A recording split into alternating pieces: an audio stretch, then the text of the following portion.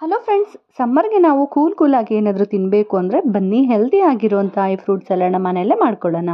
ಇಲ್ಲಿ ನಾನು ಅರ್ಧ ಲೀಟರ್ ಆಗುವಷ್ಟು ಫುಲ್ ಫ್ಯಾಟ್ ಮಿಲ್ಕ್ನ ತೊಗೊಂಡು ಕುದಿಯೋಕೆ ಇಟ್ಟಿದ್ದೀನಿ. ಅದೇ ಹಾಲಲ್ಲಿ ಒಂದು ಸ್ವಲ್ಪ ಹಾಲನ್ನ ತೊಗೊಂಡು ಇವಾಗ 2 ಟೇಬಲ್ ಸ್ಪೂನ್ ಆಗುವಷ್ಟು ಕಸ್ಟರ್ಡ್ ಪೌಡರ್ನ ಒಂದು ಬೌಲಲ್ಲಿ ಏನು ಲಮ್ಸ್ ಇಲ್ಲದೆ ಮಿಕ್ಸ್ ಮಾಡಿ ಸೈಡ್ಗೆ ಇಟ್ಕೊತಿದ್ದೀನಿ. ಈಗ ತಕ್ಕಷ್ಟು ಸಕ್ಕರೆ, ಇಲ್ಲಿ ನಾನು 3 ಟೇಬಲ್ ಸ್ಪೂನ್ ಆಗುವಷ್ಟು ಸಕ್ಕರೆನ ಆ್ಯಡ್ ಮಾಡ್ಕೊತಿದ್ದೀನಿ.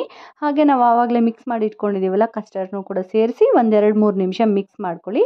ಕನ್ಸಿಸ್ಟೆನ್ಸಿ ಈ ರೀತಿ ಬಂದ ಮೇಲೆ ಸ್ವಿಚ್ ಆಫ್ ಮಾಡಿಕೊಂಡು ಆವಾಗವಾಗ ಮಿಕ್ಸ್ ಮಾಡಿಕೊಂಡು ತಣ್ಣಗೆ ಮಾಡಿಕೊಂಡು ಫ್ರಿಜ್ಜಲ್ಲಿ ಇಟ್ಕೊಳ್ಳಿ. ಇಲ್ಲಿ ನಿಮಗೆ ಏನೇನು ಫ್ರೂಟ್ಸ್ ಬೇಕೋ ಅದನ್ನೆಲ್ಲ ಈ ರೀತಿ ಕಟ್ ಮಾಡಿ ಸೈಡಿಗೆ ಇಟ್ಕೊಳ್ಳಿ.